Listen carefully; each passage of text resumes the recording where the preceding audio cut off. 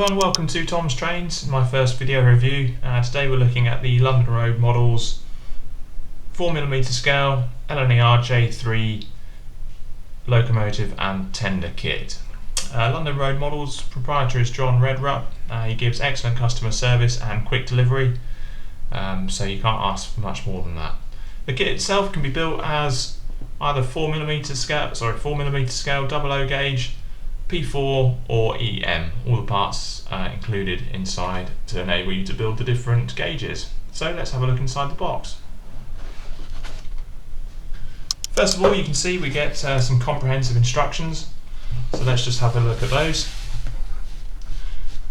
First of all, we start off with the prototype notes, so just a list of information there, information about all of the classes. It was quite a long-lived type, so quite a nice amount of information there, and it also recommends a couple of books here as well. I like to use the LNER volumes by W.B. Yedden. They provide a lot of information and plenty of photos as well, and if you can, find a photo of the locomotive that you're looking to build. That's better than any sort of description in my opinion. Moves on to general instruction notes here. It says that you need wheels, motor and gears. So here they're just recommending some motor types. I'll talk more about the motors that I've used for this. Wheels, I use the Romford wheels. They're dead easy to quarter and they're fine for 00 fine scale, which is what I build in. The gearbox, I use high level kits, and again I'll show you that later on. They recommend to use compensation and springing. I don't build like that, I build rigid chassis. That's fine for me. Maybe if you build an EM or P4 you might need to do that. Pickups, transfers, HMRS they recommend. I've got Fox transfers, that's fine, and then they recommend that you solder, which is in my opinion a very good idea. Just a bit of terminology here, which is quite handy, and then on to the construction itself.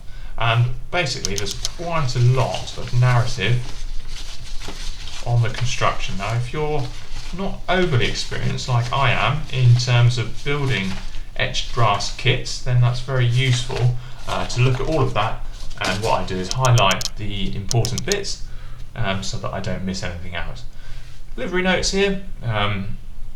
I'm doing LNER black, so no lining there, not a problem. And then they also include all of the numbers, both GNR original and LNER numbers, as well as the withdrawal date. So you can find the locomotive that you want to build and check that it's correct for the period. Then we come to the parts list for all of the kit there. Very handy, so we can identify from the etches what we've actually got inside the kit. Pictures there of the etches themselves, and then we come on to the quite useful stuff. You can see here this is the main frame arrangement, so the two side frames there, guard irons, springs, etc., and also the coupling rods. Nice and simple on this locomotive, makes it an ideal kit for a beginner. Just inside valve gear. The brake pull rod arrangement again is nicely displayed there with all the numbers of the etches from the kit. We'll have a look at that in a moment.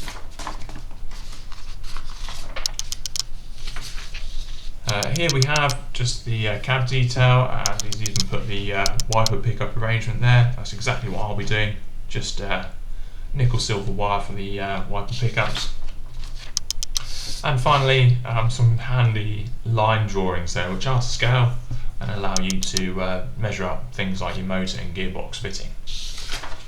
Okay, so that's the instructions covered off. Let's have a look now inside at the actual kit itself. Now I have looked at this before, so it's not quite as it came from the manufacturer, but it was nicely wrapped. And let's start off with this chap here. This is the rolled boiler assembly.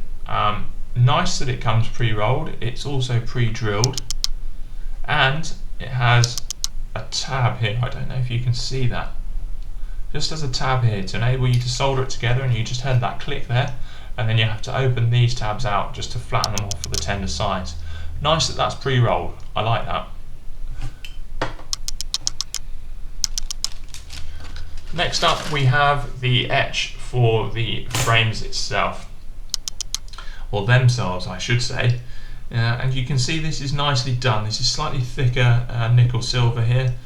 These are the side frames here. We've got what I assume are the brake rod holders, the brake rod assemblies, coupling rods here, and these different plates here are for the different spacing. So that'll be 00, EM and P4.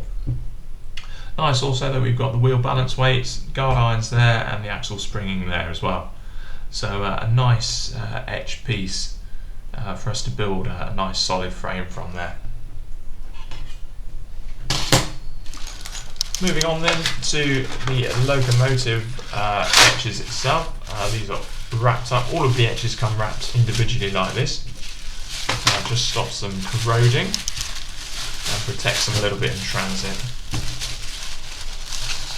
Get rid of that. Okay, so here we are. This is the Locomotive etch. As you can see here, this is where the boiler came from. And then we've got all the various components that we need. Oh, I think that's the wrong way around. There we go. You see all the etch components there. We've got the footplate detail, the splashers, cab fronts, backs, and everything that we need to make quite a nice detailed locomotive. Now this is from 1997, so we don't have any slot and tab necessarily on this. All the boxes just fold up, so it's not going to fall together, but it's nice and crisply etched. That's the beauty of using etch. You get nice thin metal, and you've got some really nice half etch detailing there. And I'll just show you that. You've got the rivet detail coming through nicely there on the buffer beams. You've got some punch rivets there, and all of the fold lines are there nicely. So if you've got something like a hold and fold, you can just put it in there and fold everything up, ensuring it's all nice and square. But really this should enable you to build quite a nice detailed locomotive.